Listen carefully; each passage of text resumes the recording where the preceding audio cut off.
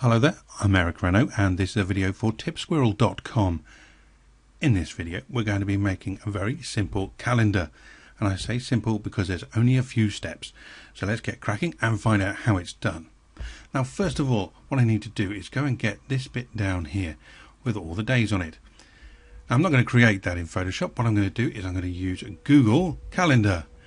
And in Google Calendar you can see it's already putting in my national holidays in. If I go to another date, you can see it's got Shrove Tuesday and St. Patrick's Day.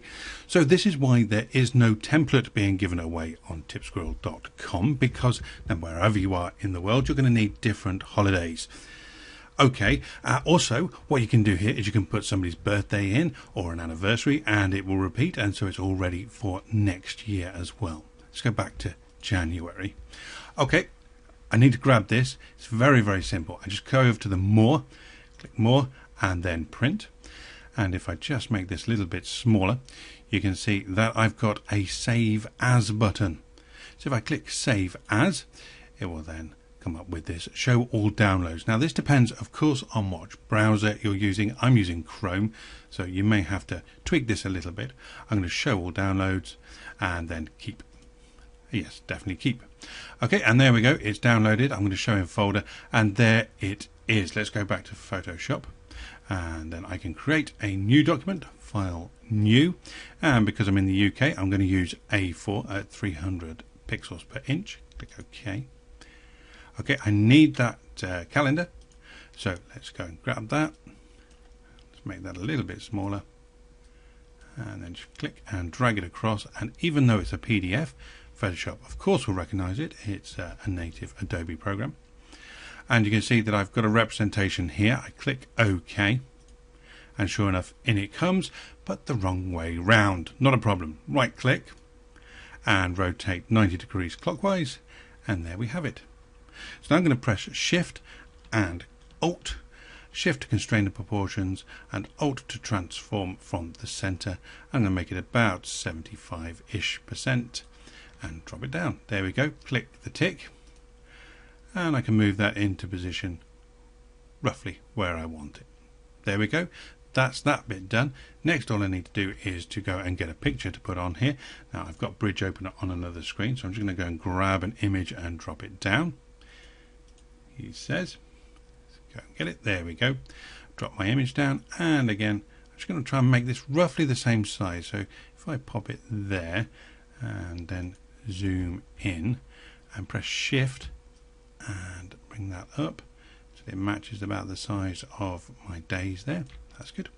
Zoom a little bit out, and then I can, if I hold down Shift, it's going to constrain it to a straight line, so I know that's going to be lined up reasonably well. And there's that. Okay, let's click the tick on that one. Now all our pieces are in place, well, very nearly, but I've got one little problem, and if I zoom in you can see here I've got this little shenanigans going on across the top of the days here, and I don't really like it. Now you can see that it's a smart object, which means I could double click it and open it and change it, but it's going to try and open it in Illustrator, which I don't really want to do, so let's do it the easy way around. Let's click on my calendar, then create a new layer, put a marquee around that, and on the new layer I'm just going to press Control or Command backspace to fill it with my background color, which in my case is white. Control D to deselect. Okay, that's better. Let's zoom out a bit again. That's a bit better. Now if I click on my top layer and then go and get my horizontal type tool and click down there, and then I'm going to type January 2013. Doesn't time fly? And then pop that roughly where I want it. There we have it. Okay, now this layer 1 I'm going to put together with calendar. So if I click on layer 1 and then Shift and click on the calendar and then press Control or Command and E, it pops it together. I'm just going to double click that and then type calendar so I know where I am. Calendar. There we go. Now because I've got this layer already highlighted, I can then Shift and click on the top one. All good. Now I've got all three layers selected.